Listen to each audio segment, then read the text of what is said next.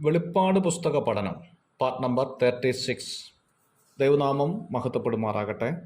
വെളിപ്പാട് പുസ്തകം 6-ാം അധ്യായത്തിൽ നിന്ന് 6-ാം മുദ്ര പൊട്ടിക്കുമ്പോൾ ഉണ്ടാകുന്ന സംഭവങ്ങളെക്കുറിച്ചായിരുന്നു നാം ചിന്തിച്ചുകൊണ്ടിരുന്നത്. 6-ാം മുദ്ര അവസാനിക്കുകയും 7-ാം മുദ്ര തുടങ്ങുന്നതിന് മുമ്പായി 7-ാം അധ്യായത്തിൽ പ്രധാനപ്പെട്ട ചില കാര്യങ്ങൾ ഓർമ്മപ്പെടുത്തുകയാണ്.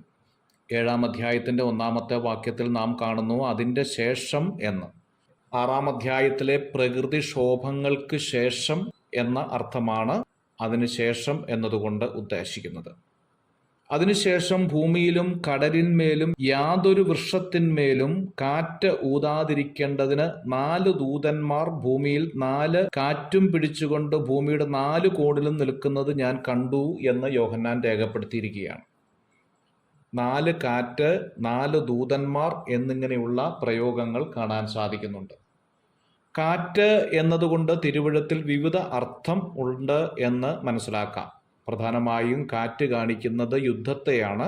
അത് 13-ാം അധ്യായം പഠിക്കുമ്പോൾ നമുക്ക് ചിന്തിക്കാൻ സാധിക്കും. 4 ദൂതന്മാരെ കുറിച്ച് ഇവിടെ രേഖപ്പെടുത്തിയിരിക്കുകയാണ്. കാറ്റിൻ്റെ മേൽ അധിപതിയായിരിക്കുന്ന ഒരു ദൂതനുണ്ട്. ജലത്തിൻ്റെ മേൽ അധിപതിയായിരിക്കുന്ന ദൂതന്മാരെ കുറിച്ച് 16-ാം അധ്യായം 5-ാം വാക്യത്തിൽ കാണുന്നുണ്ട്. തീയുടെ മേൽ അധിപതിയായിരിക്കുന്ന ദൂതനെക്കുറിച്ച് 14-ാം അധ്യായം 18-ാമത്തെ വാക്യത്തിൽ കാണുന്നുണ്ട്. 1 കൊരിന്ത്യർ 6-ാം അധ്യായം 3-ാം വാക്യവും എബ്രായ ലേഖനം 1-ാം അധ്യായം 14-ാം വാക്യവും ചേർത്ത് പഠിക്കുമ്പോൾ നാം ഇങ്ങനെയുള്ള ദൂതന്മാരെ വിധിക്കുന്നവരാണ് എന്ന് കാണുന്നു. അങ്ങനെയെങ്കിൽ രക്ഷിക്കപ്പെട്ട ദൈവമക്കൾ എത്രയോ ശ്രേഷ്ഠതയുള്ളവരാണ് ദൂതന്മാരെക്കാളിലും എന്നുള്ള കാര്യം നാം ഓർത്തിരിക്കണം. ലോകത്തിൽ ഇന്ന് നമുക്ക് വിലയില്ലാത്തവരാണ് എങ്കിലും ദൈവത്തിൻ്റെ ദൃഷ്ടിയിൽ ഞാനും നിങ്ങളും വളരെയേറെ വിലയുള്ളവരാണ് എന്ന കാര്യം മറന്നുപോകാൻ പാടില്ലാത്തത്. 3-ാമത്തെ വാക്യത്തിലേക്ക് വരുമ്പോൾ നെറ്റിയിൽ മുദ്രയേറ്റവരെ കുറിച്ച് പറയുകയാണ്. സഭയിലെ വിശ്വാസികൾക്ക് ലഭിച്ചിരിക്കുന്ന മുദ്ര ഹൃദയത്തിലാണ് എന്ന് നമുക്കറിയാം. അതുകൊണ്ട് ഈ മുദ്ര ഒരു പ്രത്യേക നിലയിലും പ്രത്യേക ആവശ്യത്തിനായിട്ടും ദൈവം കൊടുത്തതാണ്. എസ്കേൽ പ്രവചനം 9-ാം അധ്യായത്തിൽ യെഹെസ്കേലിന് മാത്രമായി മുദ്ര ഏൽക്കുന്നത് ഇതിന് ഒരു ഉദാഹരണമാണ്.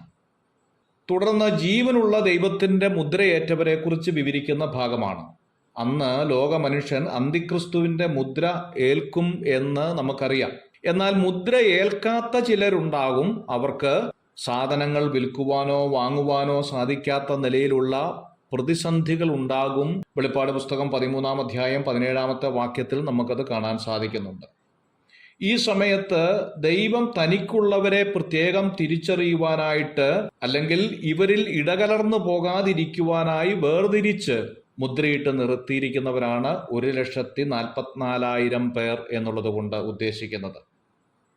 ഇവരുടെ ഗോത്രത്തെക്കുറിച്ചാണ് 4 മുതലുള്ള വാക്യങ്ങളെ രേഖപ്പെടുത്തിയിരിക്കുന്നത്. എന്നാൽ ഇവിടെ വളരെ ശ്രദ്ധിക്കേണ്ടതായ മറ്റൊരു കാര്യം നാം ഓർത്തിരിക്കേണ്ടത്, ഗോത്രങ്ങളെ ദൈവം തിരഞ്ഞെടുക്കുമ്പോൾ അവരിൽ ദാൻ ഗോത്രത്തെ മാറ്റി പകരം ലേവ്യ ഗോത്രത്തിൻ്റെ പേര് നൽകുന്നതായി കാണുന്നു. ദൈവമക്കളുടെ ഇടയിൽ എന്തുകൊണ്ടാണ് ദാൻ ഗോത്രത്തെ 12 ഗോത്രങ്ങളിൽ നിന്ന് മാറ്റിയത് എന്ന ഒരു സംശയം ഉണ്ടാകാറുണ്ട്. യാക്കോബിന് 12 ആൺമക്കളും 1 പെൺമക്കളുമായിരുന്നു ഉണ്ടായിരുന്നത്. 12 ആൺമക്കളെ 12 ഗോത്രങ്ങളായിട്ടായിരുന്നു കണ്ടത് എന്ന് നമുക്ക് അറിയാം. ഉൽപ്പത്തി പുസ്തകം 49-ാം അധ്യായത്തിൽ ഈ കാര്യം വിവരിക്കുന്നുണ്ട്. വെളിപ്പാട് പുസ്തകം 7-ാം അധ്യായത്തിൽ ഗോത്രങ്ങളെക്കുറിച്ച് പറയുമ്പോൾ ദാൻ ഗോത്രത്തെ കാണുന്നില്ല. ദാനിനു പകരം ലേവിയാണ് വരുന്നത്. ദാൻ എന്ന വാക്കിൻ്റെ അർത്ഥം ഇവിടെ അവൻ നീതി നടത്തുന്നു എന്നാണ്. ശിംശോൻ ദാൻ ഗോത്രക്കാരനായിരുന്നു എന്ന് ന്യായാധിപന്മാരുടെ പുസ്തകം 13-ാം അധ്യായത്തിൻ്റെ 2-ാം വാക്യത്തിൽ നാം കാണുന്നുണ്ട്. വിഗ്രഹാരാധന ഔദ്യോഗികമായി അംഗീകരിച്ച ഒരു ഗോത്രമായിരുന്നു ദാൻ ഗോത്രമെന്ന് 1 രാജാക്കന്മാരുടെ പുസ്തകം 12-ാം അധ്യായത്തിൽ കാണാൻ സാധിക്കുന്നുണ്ട്. വിഗ്രഹത്തെ ആരാധിക്കാൻ പാടില്ല എന്ന് ദൈവം മുന്നമേ അവരോട് പറഞ്ഞിരുന്നു. ആവർത്തന പുസ്തകം 29-ാം അധ്യായത്തിൽ അത് കാണാൻ സാധിക്കുന്നു. വിഗ്രഹാരാധന ഔദ്യോഗികമായി അംഗീകരിച്ച ഒരു ഗോത്രം എന്നുള്ള നിലയിൽ ആയതുകൊണ്ടായിരിക്കാം ദാൻ ഗോത്രത്തെ 12 ഗോത്രത്തിൽ നിന്നും 7-ാം അധ്യായത്തിൽ നിന്ന് വെട്ടി പകരം ലേവി ഗോത്രത്തെ ആക്കിയത്. രണ്ടാമത്, ദൈവത്തെ ശപിച്ചവൻ ദാൻ ഗോത്രക്കാരനായിരുന്നു എന്ന് ലേവ്യ പുസ്തകം 24-ാം അധ്യായത്തിൽ നാം കാണുന്നുണ്ട്. ഇങ്ങനെ ദാൻ ഗോത്രത്തെ മാറ്റി നിർത്താൻ ധാരാളം കണ്ടെത്തലുകൾ ദൈവജനത്തിൻ്റെ മധ്യത്തിൽ കാണാനായിട്ട് സാധിക്കുന്നുണ്ട്. God bless you.